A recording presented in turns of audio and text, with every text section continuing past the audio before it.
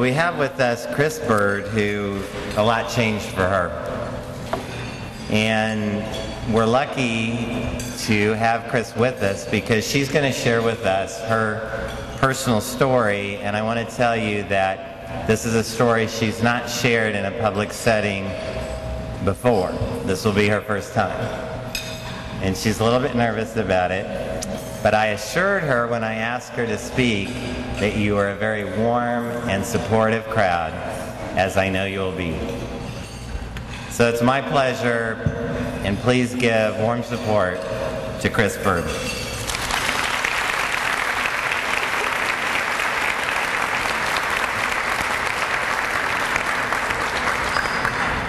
Thank you. Thank you for allowing me to speak this afternoon about my husband's suicide. I want to give you a quick background about my husband, Richard Burd. He was the owner of Burd Ford in Indianapolis, Indiana. He was 43 years old when he committed suicide, and he was an only child. Rich and I were high school sweethearts, and I actually met him when I was 8 years old, and I started dating him when I was 14 and he was 16. I married Rich right out of high school and then attended Butler University. In fact, we bought our first house when I was only 17 and I couldn't be on the mortgage and I was really mad about it. We knew at a young age that we were meant to be together. Rich and I have 4 children, 2 girls and 2 boys. It was a perfect family. Rich and I worked together for about 15 years before we bought the Ford store.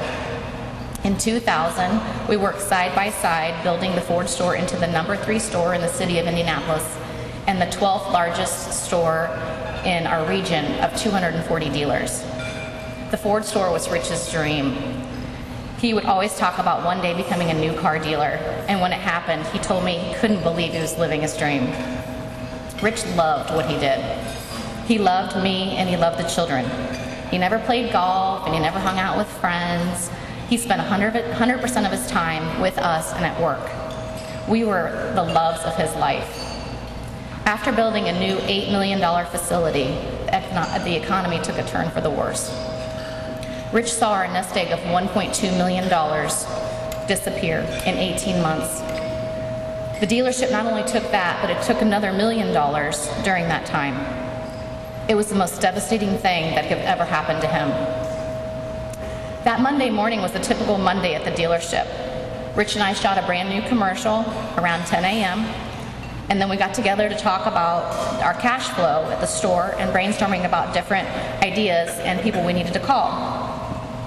We started to put together a plan that would alleviate the short-term problem. I've always been the calm one of the two. I could look at the big picture and work through the immediate issue with him. We really did work really, really well together. On the night of November 10th, 2009, Rich Burd left the house and went into his office at work around 10 p.m.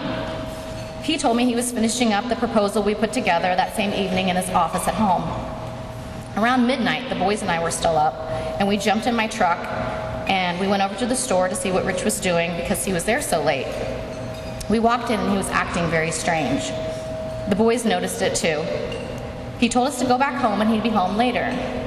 My youngest boy, Jack, asked him to promise that he would be home, and Rich said yes. And that was the last time we saw him alive.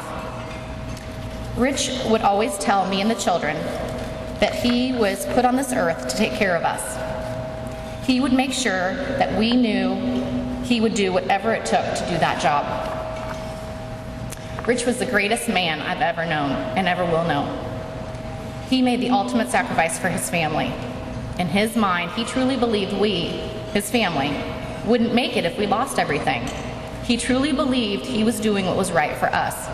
It sounds crazy, but in his mind, this would fix everything, and he was willing to take his life to save us. I will never get over what he has done. I wish he would have understood that we needed him and not the money. That money can be made and it can be lost, but he was the reason why we were a family. My children and I will never be a family again. I am a single mother with 4 children, and I've lost my best friend. Sorry. It'll never be the same. My children lost the most important man they will ever have in their life. My boys learned how to be a good man from their father. They learned how to treat women and how to stand up for others. They learned how to be good citizens in their community. My girls witnessed how a husband should treat a wife. My children were taught how a marriage should work. They learned how to love another person unconditionally. My boys and girls are lost right now. They can't wrap their mind around what he did. My boys feel like it's their fault he killed himself. They believe we could have stopped him that night if we just would have made him get in the car. My oldest daughter is not only feeling her pain, but she's feeling mine. She's 20 years old now, and she understands that Rich and I had a fairy tale life together. She would say we acted like newlyweds, and that none of her friends had parents like us. She would laugh when we'd have our date night every week for 26 years. She couldn't believe that we would leave the kids with her or a babysitter, no matter what crazy things were going on in the house. She is so sad for me.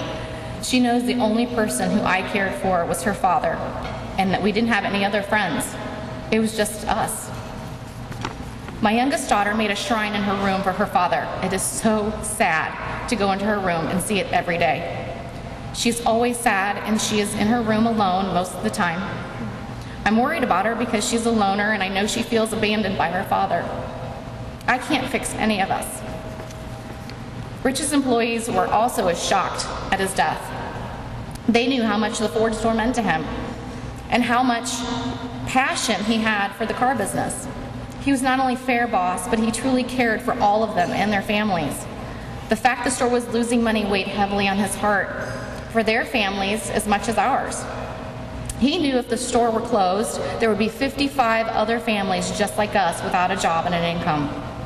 Rich was always worried about everyone he loved and cared for the best that he could. Our devastation runs deep, and we will never recover. We will and have begun to move forward. That's the great thing about life. It always moves forward. The saddest thing about all of this is that Rich couldn't see that.